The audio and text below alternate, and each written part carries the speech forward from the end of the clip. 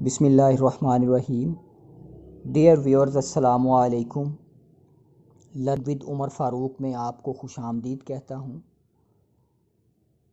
आज की इस वीडियो में हम बात करेंगे फेडरल पब्लिक सर्विस कमीशन के ज़रिए जो रिक्रूटमेंट की जाती है मुख्तलिफ़ तैनातियों के लिए, मुख्तलिफ़ सीट्स के लिए, उनमें एज रिलैक्सेशन का क्या क्राइटेरिया होता है। वीडियो को शुरू करने से पहले आपसे रिक्वेस्ट करूंगा कि अगर आप चैनल पर नए हैं तो ज़रूर सब्सक्राइब करें, वीडियो पसंद आए लाइक करें और शेयर करें।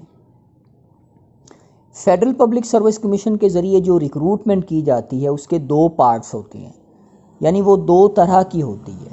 एक को हम कहते हैं जनरल रिक्रूटमेंट और एक होती है कम्पेटिटिव एग्ज़ामिनेशन के ज़रिए रिक्रूटमेंट, जिस तरह के CSS का एग्ज़ाम होता है। अब CSS के अंदर जो एज रिलैक्सेशन क्राइटेरिया है वो डिफरेंट होता है और जो जनरल रिक्रूटमेंट होती है उसमें एज रिलैक्सेशन का जो क्राइटेरिया है डिफरेंट होता है। अब हम इन दोनों पे बात करेंगे कि इन दोनों रिक्रूटमेंट के अंदर एज रिलैक्सेशन किस तरह से कैंडिडेट को मिलती है। तो आइए शुरू करते हैं। कैबिनेट डिवीजन ने अपने एक नोटिफिकेशन के मुताबिक फेडरल पब्लिक सर्विस कमीशन को एज रिलैक्सेशन क्राइटेरिया बताया है कि किस तरह से एज रिलैक्सेशन दी जाती है कैंडिडेट को। तो आपके सामने एक चार्ट है, इसमें बेसिक पे स्केल पहले नंबर पे है, दूसरे नंबर पे एज लिमिट है, तीसरे नंबर पे जनरल एज रिलैक्सेशन है और चौथे नंबर पे मैक्सिमम एज लिखी हुई है। यानी कि अगर कोई recruitment federal public service commission के ज़रिए होती है बेसिक पे स्केल 1 से लेके 15 तक, तो उसकी जो जनरल एज है वो 25 ईयर्स होगी और 5 साल हर किसी को रिलैक्सेशन दी जाएगी। इसी तरह अगर 16 स्केल के अंदर कोई पोस्ट आती है तो उसकी जो एज रखी जाएगी, लास्ट एज जो रखी जाएगी वो 28 ईयर्स होगी और उसमें 5 ईयर्स जनरल रिलैक्सेशन शामिल करेंगे तो ये बन जाएगी 33 ईयर्स। यानी ये जो 5 ईयर जनरल रिलैक्सेशन है ये हर किसी को मिलेगी कट एज के बाद। इसी तरह जो 17 स्केल की पोस्ट होगी जनरल रिक्रूटमेंट के अंदर, उसमें जो एज होगी एंड एज वो 30 ईयर्स होगी और उसमें 5 ईयर्स रिलैक्सेशन डाल के 35 ईयर्स हो जाएगी। 18 स्केल के लिए 35 ईयर्स होगी और जनरल रिलैक्सेशन डाल के 40 ईयर्स हो जाएगी।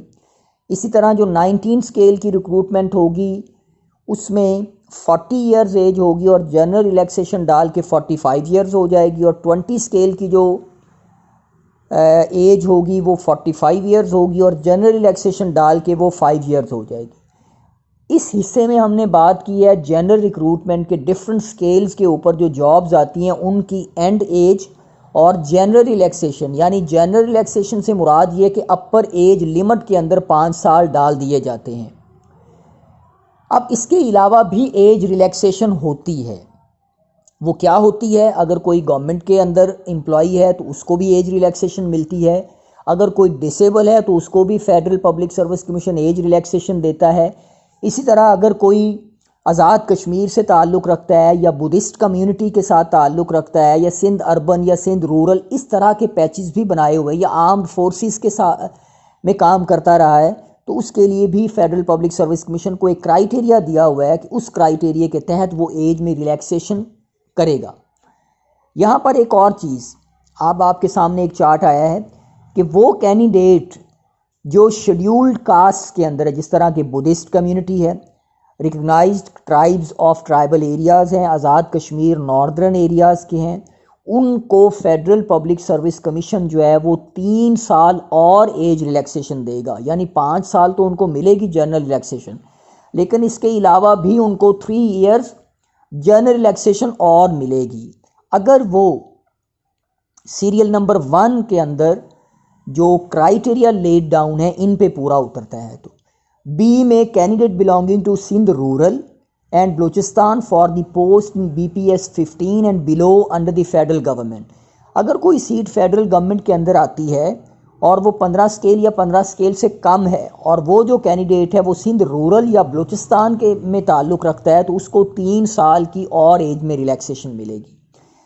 इसमें दूसरे नंबर पे है कि अगर कोई बंदा रिटायर्ड है, ऑफिसर्स है आर्म्ड फोर्सेस से, तो उसको जो एज रिलैक्सेशन मिलेगी वो 15 ईयर्स तक मिलेगी, और the number of years actually served in the armed forces of Pakistan which ever is less, इनमें से जो भी कम होगा उसके तहत आर्म्ड फोर्सेस के बंदे को भी एज रिलैक्सेशन दी जाएगी। फिर तीसरे नंबर क्या है कि वो आदमी या वो लोग जो गवर्नमेंट के सर्वेंट है, वो वेदर कॉन्ट्रैक्ट के ऊपर काम कर रहे हैं या परमानेंट के ऊपर काम कर रहे हैं, और उन्होंने 2 साल अपनी कंटिन्यूस गवर्नमेंट सर्विस पूरी कर ली है, तो उनको 10 साल तक एज रिलैक्सेशन दी जाएगी, 55 साल की उम्र तक। यहाँ पर ये बात याद रखें, ये 10 साल की जो रियायत है ये जनरल रिक्रूटमेंट के लिए है, ये CSS के लिए नहीं है। इसके बाद ये जो डिसेबल पर्सन है BPS 15 और बिलो के लिए वो अप्लाई करेंगे फेडरल गवर्नमेंट की जॉब के लिए, तो उनको 10 ईयर्स की जो है रिलैक्सेशन मिलेगी।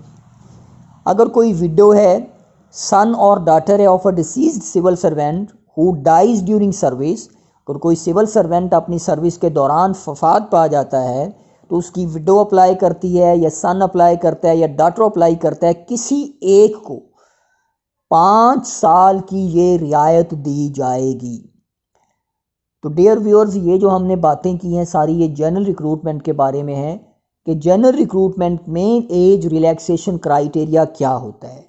अब हम बात करते हैं कि CSS में एज रिलैक्सेशन का क्राइटेरिया क्या होता है। तो याद रखें, जो CSS एग्ज़ामिनेशन है इसमें आखिरी जो एज की हद है वो 30 ईयर्स है। पहले 28 ईयर्स होती थी, अब 30 ईयर्स है। तो वो बंदा जो 2 साल अपने कंटिन्यूस सर्विस के पूरे कर चुका है सरकार के महकमे में, वेदर वो गवर्नमेंट जॉब प्रोविंशियल लेवल के ऊपर हो या वो फेडरल गवर्नमेंट के लेवल के ऊपर हो, लेकिन वो 2 साल कंप्लीट होने चाहिए 30 साल की उम्र से पहले। यानी जब बंदा कोई सरकारी मुलाजमत में आया है तो वो 28 साल की उम्र से अगर पहले गवर्नमेंट का सर्वेंट बन गया है तो और उसने 2 साल अपनी सर्विस को कंप्लीट कर लिया हुआ है, तो तब वो 32 साल की उम्र तक एलिजिबल होगा CSS के लिए। इसी तरह वो जो अगर बुद्धिस्ट कम्युनिटी से ताल्लुक़ रखता है, आज़ाद कश्मीर से ताल्लुक़ रखता है या नॉर्दर्न एरिया से ताल्लुक़ रखता है, तो उसको फिर 3 साल एज रिलैक्सेशन दी जाएगी CSS के एग्ज़ामिनेशन में।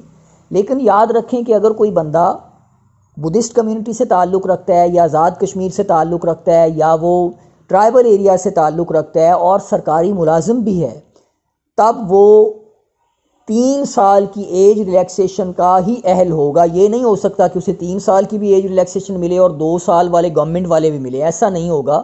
उसको एक ही तौर पे एज रिलैक्सेशन मिलेगी, वो जो भी उनमें मैक्सिमम होगी वो लेगी। एक बात। दूसरी बात एक और आपको बताता चलूँ इस कैबिनेट डिवीजन के नोटिफिकेशन के मुताबिक कि प्राइम मिनिस्टर या प्रेसिडेंट एज को मज़ीद रियायत देने का इख्तियार रखता है। यानी अगर ये प्रेसिडेंट ऑफ पाकिस्तान या प्राइम मिनिस्टर ऑफ पाकिस्तान किसी भी बंदे को मज़ीद एज की रिलैक्सेशन देना चाहता है रूल रिलैक्स करके, तो जनरल रिक्रूटमेंट में वो दे सकता है।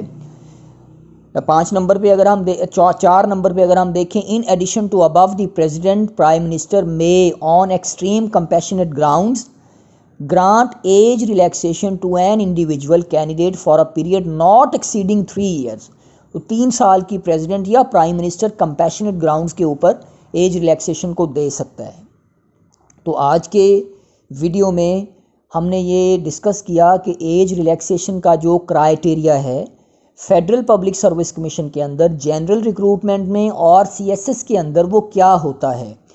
तो मैंने कोशिश की है कि इन बातों को वाज़ेह कर दूं, क्योंकि काफ़ी ज़्यादा सवालात आ रहे थे कि फ़ेडरल पब्लिक सर्विस कमीशन में एज रिलैक्सेशन किस तरह से मिलती है। उम्मीद करता हूँ आपको ये वीडियो पसंद आई होगी। पसंद आए लाइक करें, शेयर करें और काइंडली अगर चैनल पर नए हैं तो ज़रूर सब्सक्राइब करें। Thank you very much to all of you.